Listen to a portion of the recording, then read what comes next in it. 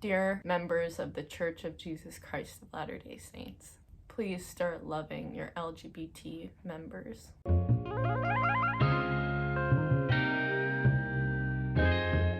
I kind of don't know how to start this. I think this is going to be one of the hardest videos that I've made so far because for a long time it was hard to talk about without me getting super emotional. When you've been something for so long and then, I don't know how to start this video, guys, I'm sorry. So for those of you who don't know, I grew up in the Church of Jesus Christ of Latter-day Saints, aka Mormons, or LDS, whichever you guys prefer. I was a member for about 19 years, and I'm gonna be going into why I became inactive throughout the course of this video. For the longest time, I believed everything that the church had taught me. My mom grew up LDS, literally born and raised. Her whole family is LDS. They go back a long time. I have ancestors that actually traveled the plains to get to Utah. My dad was a convert. He was Catholic before, and then he converted when he was around 20 or 21. So I was taught from a young age that God loved me and that I was perfect in his image because I was made like him. That's just how it was. Like, that was the rigid truth that I knew when I was younger. I believed that I would be able to stay and be with my family forever if I just followed what my parents were teaching me and what the church was teaching me. And as a kid, it wasn't really that hard.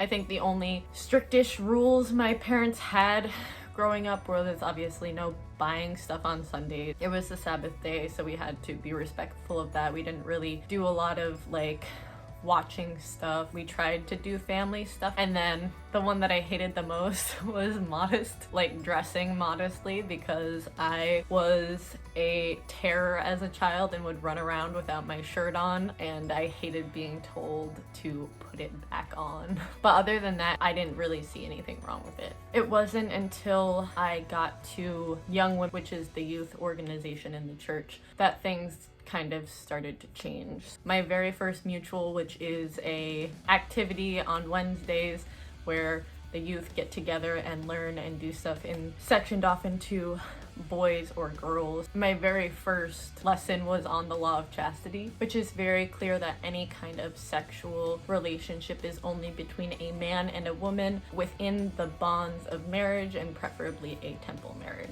And this didn't really seem odd to me as a kid because that's what I'd been taught, and also my little asexual self was just mortified at the fact that I had to sit there and learn about this. But it was around this time that I started to develop my very first crush on a friend who just happened to be a girl. I was so scared of the feelings that I had for her. I would pray every day that I just wouldn't like her anymore. Growing up, I'd never heard of being gay except within movies and TV shows that I saw. And honestly, I didn't think it was real because I was surrounded by cis heteronormativity. The only thing I saw was cis straight couples. That was the only thing I was being taught from the church. So in my young mind, there wasn't anything else I could be. So I pushed it down. I ghosted my friend. I blamed her for being cute.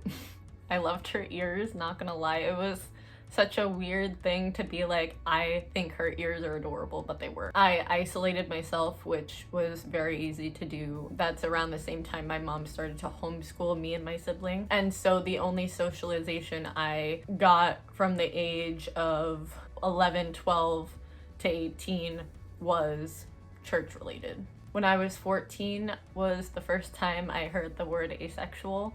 It was actually from another girl in the church whose parents were super progressive for being Mormon. She and her sister both identified somewhere on the LGBTQ plus spectrum. And when she came out to me as asexual, I started to look into that. And I really held on to that word. I had found the word that had described the feelings that I had. I didn't realize you could be multiple things within the LGBTQ plus community. I really just clung on to the word asexual. I had the actors that I loved. They were all men. I kept talking about my future husband, my tall, dark, and handsome British man. It's so cringy thinking back on that I used to talk like this, but I literally would be like, I'm only going to marry a man from England.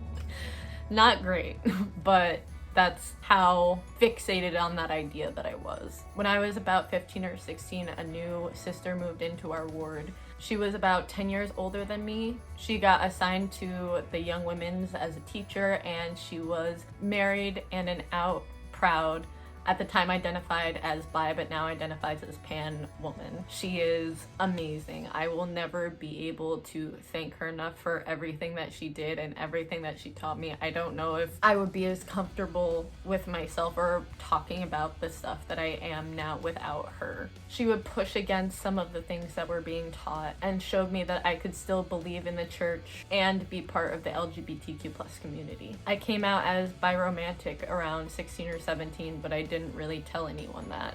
I was deeply ashamed of it. I kept telling myself that I could be like this sister and get married to a man and just ignore the attraction I felt to women and non-binary people. And by this time, I really hadn't thought about my gender at all, because I didn't really know about trans people, even though I was deeply into the LGBTQ plus community on Tumblr. The gender stuff will come up a little later.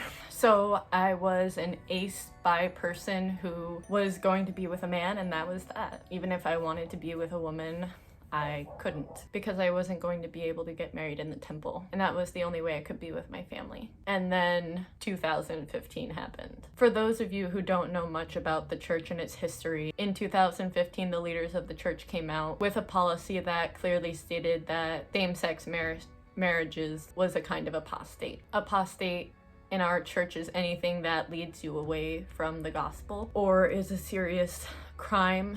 So it felt as if they were putting a loving, healthy relationship next to terrible things like murder and rape. Along with that, LGBTQ plus couples, children that wanted to join the church had to denounce their parents' relationship in order to join the church. And for me, a church that claims to be so family-oriented, it felt like an attack. And it didn't sit right with me, but I stayed. I was 18, my parents had just gotten divorced, I was depressed, and I didn't know anything else. And I was still okay with just being with a man. But after that, that's kind of when I started to drift a little bit away from the church, mostly because of my acting career. I want to be an actor, and some of the things that I knew I could possibly be put into situations such as kissing co-stars or a nude scene conflicted with what the church was telling me, and I knew it would be harder for me to get roles if I put that kind of limitation on myself. My first semester of college changed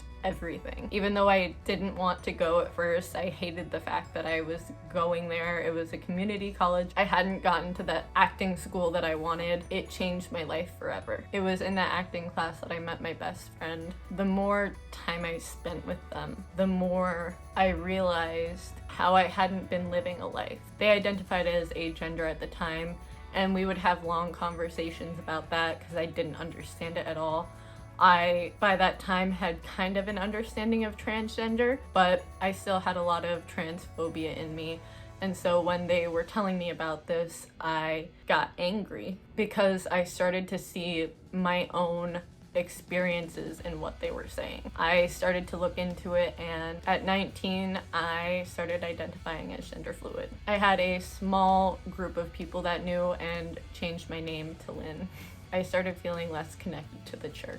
I was feeling more of myself than I ever had in my life. I was happy, and not from following what the church had taught me. The church has always told me that if I didn't follow everything, that I could never be happy, and I was finding that that wasn't true. I started to love myself, but there was still that little voice that said if you wanted to be with your family forever, you couldn't be who you really are. And that's when I started to really question everything. After everything I'd been taught, that God was this loving, merciful, all-knowing being, why would they hate me? If I was made in God's image, didn't that mean that some part of God was a little gay too? I decided to take some things from the church that I liked and still be me. Now, as a 23-year-old person, I can say it's been a really long road. I've cried so much.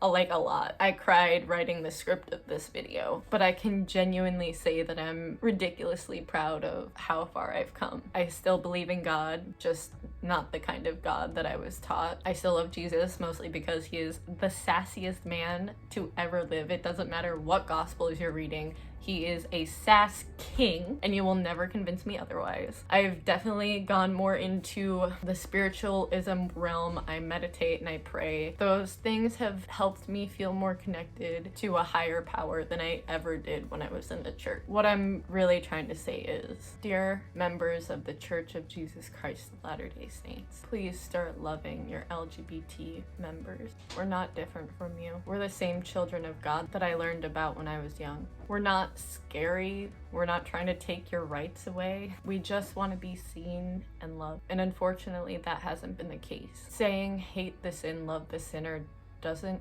help either. It hurts so much more than you'll ever know. And it's such a problem in the LDS culture. Utah has one of the highest LGBTQ plus suicide youth rates in the whole country, and I believe there's a reason why. It's the culture that surrounds the church.